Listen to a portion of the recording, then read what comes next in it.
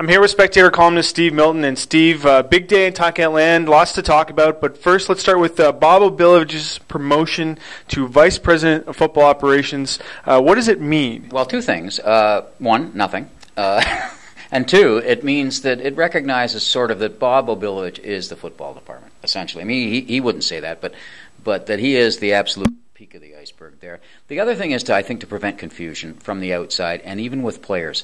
At this point in time, there is no GM, and I don't think Bob could have been. He is the GM, but I don't think you could just call him the GM, not with Director of Football Operations, George Cortez, who's also the head coach. It almost looked like, had you left it at that, that Obi in some way was reporting in some way to the guy who actually reports to him. And I think you have to keep that clear. That's one of the things that Scott Mitchell's always wanted.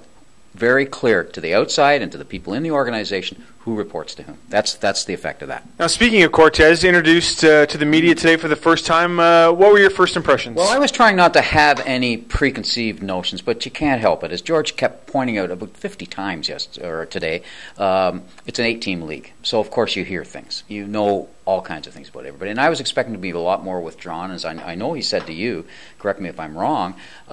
Part of that is because you're the assistant coach. You're beholden to the guy who actually makes the calls. Well, this way he makes the call so he can decide whether he wants to talk about it. I really felt that he showed happiness to be here, and I felt that he showed some honesty here, and he showed that honesty with confidence.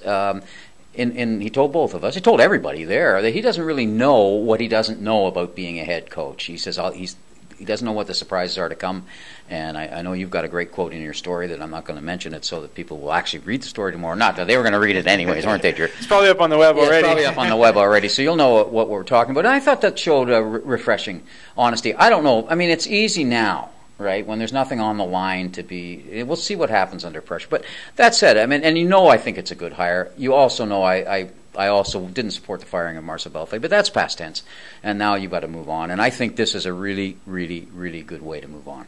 Well, now we have George Cortez in place. That was the guy they wanted. You have Henry Burris, also introduced to the media today. We're talking about a 37-year-old quarterback and a rookie head coach who come into a team that made the Eastern Final last year. The expectations in year one for these two guys are going to be sky high. It's going to be Grey Cup or bust. Are those expectations realistic?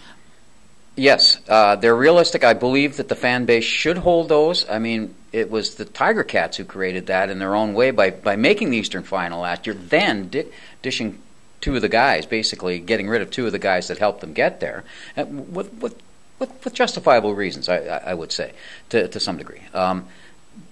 Yes, of course, those expectations. I think they're real. The thing is that the East is pretty tough. I mean, the two of the teams that made the biggest improvements are not the two teams who represented the East in the last two Grey Cups. So don't forget that part of it. Yeah, Winnipeg looks a little funny right now, and I don't know that Toronto's going to be a true challenger.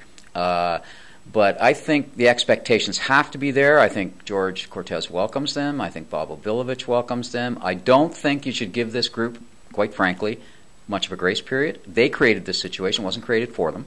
So I don't think we have to give them the same grace period we do as coming off a 3-9 team. Now, Marcel wins 3 times as many games as the previous. Now, that's really hard to do and mathematically impossible this year because they'd have to win 24. And those games, when you go from, let's say, just under 500 to 2 or 3 games over 500, everybody will tell you that those are the hardest to win. And both you and I'm sure, all season are going to hold these guys' feet to their fire. I mean, they've made a radical move here. They've stepped on some toes to do it. I think it's all come out nice, and it all feels sweetness and light right now. And I feel the same way. But the season hasn't started yet. Not one down has been played. Make sure you check out thespec.com and the Spectator proper for Steve's column and all my stuff as well. And make sure you check the Scratching Post blog for a bunch of extra stuff, including video and audio from today. For the Hamilton Spectator with Steve Milton, I'm Drew Edwards.